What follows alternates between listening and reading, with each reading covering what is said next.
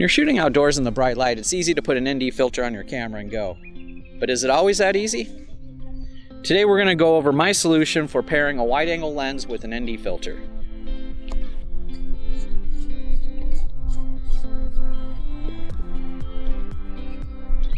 Most of the decent variable ND filters are pretty safe to use down to about a 28mm focal range. Even then you have to be careful not to max out the steps on it. The camera lens picks up the sides of the ND filter and causes some unwanted vignetting or large black areas on your footage. So what if you choose to use a wide-angle lens like the 18mm and don't want to crop out most of your footage?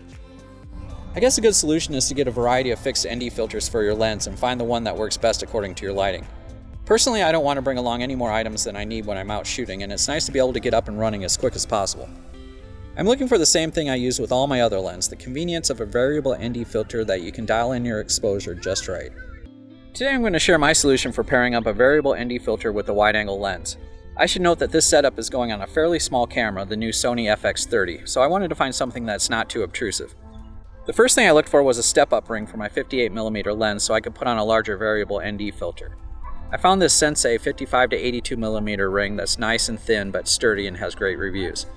This allows me to use a larger 82mm ND filter where the filter glass is completely covering the lens.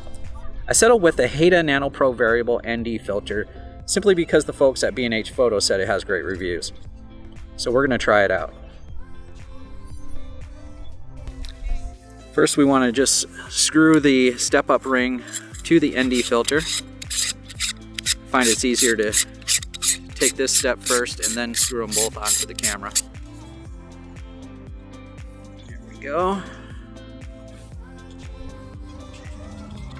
Put that on there like so.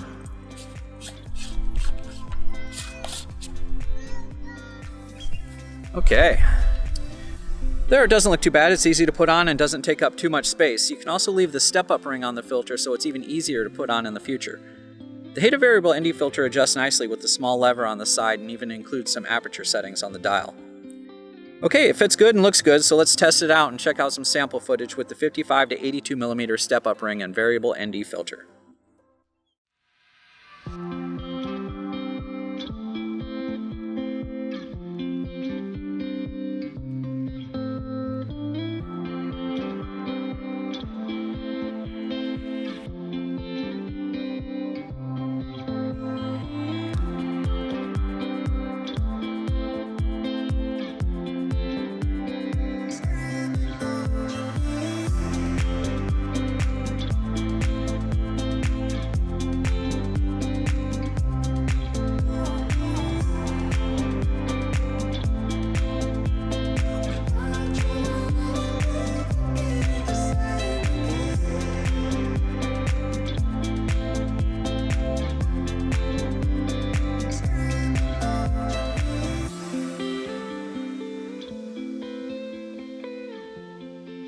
You can see that even in the brightest Las Vegas sun at 18mm, there isn't any noticeable vignetting or dark areas on the sides of the footage. It's pretty nice. I don't see any drops in quality and I get my whole focal range to work with.